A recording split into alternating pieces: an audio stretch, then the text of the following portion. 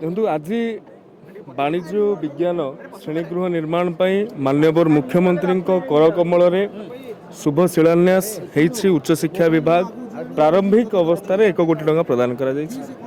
ଆଉ ଯାହା ବି ଆବଶ୍ୟକ ହେବ ତାହାକୁ ଉଚ୍ଚଶିକ୍ଷା ବିଭାଗ ପ୍ରଦାନ କରିବ ଏବଂ ମାନ୍ୟବର ମୁଖ୍ୟମନ୍ତ୍ରୀ ବି ଆଜି ଘୋଷଣା କରିଛନ୍ତି 1 କୋଟି ଟଙ୍କା ଯେଉଁଟାକି ଅସମ୍ପୂର୍ଣ୍ଣ ହୋଇ ପଡ଼ି ରହିଥିବା ଅଡିଟୋରିୟମର ସମ୍ପୂର୍ଣ୍ଣ ନିମନ୍ତେ ଏବଂ ଖେଳ ପଡ଼ିଆ ଆଉ ବାଉଣ୍ଡ୍ରି ୱାଲ୍ର ନିର୍ମାଣ ନିମନ୍ତେ ଏହାକୁ ସିଏ ବି ପ୍ରାରମ୍ଭିକ ଅବସ୍ଥାରେ କରିଛନ୍ତି ଏବଂ ଗୋଟେ ଦୀର୍ଘମିଆଦୀ ଯୋଜନା ଏ ଅନୁଷ୍ଠାନର ଉନ୍ନତି କଳ୍ପେ ଜିଲ୍ଲାପାଳ ଏବଂ ଅଧ୍ୟକ୍ଷ ଥିଲେ ଗଭର୍ଣ୍ଣିଂ ବଡିର ମୁଖ୍ୟ ଭାବରେ ଏଡିଏମ୍ ବି ଥିଲେ ତାଙ୍କୁ ନିର୍ଦ୍ଦେଶ ଦେଇକି ଯାଇଛନ୍ତି ମୋ ଉପସ୍ଥିତିରେ ଯେ ଗୋଟେ ବର୍ଷେ ଭିତରେ କ'ଣ କରାଯିବ 5 ବର୍ଷ ଭିତରେ କ'ଣ କରାଯିବ। ଏ ମହାବିଦ୍ୟାଳୟ ଯେତେବେଳେ ତାର ସୁବର୍ଣ୍ଣ ଜୟନ୍ତୀ ଆଉ 4-5 ବର୍ଷ ପରେ ପାଳନ କରିବ ସେ ସମୟରେ ବିଦ୍ୟାଳୟର ପରିପାଟି କାୟକଳ୍ପ ପରିବର୍ତ୍ତନ ହୋଇଥିବାର ଆବଶ୍ୟକତା ଅଛି ଏବଂ ମାନ୍ୟବର ମୁଖ୍ୟମନ୍ତ୍ରୀଙ୍କର ନିର୍ଦ୍ଦେଶକୁ ଆମେ ସୁଚାରୁ ରୂପେ ପାଳନ କରୁ।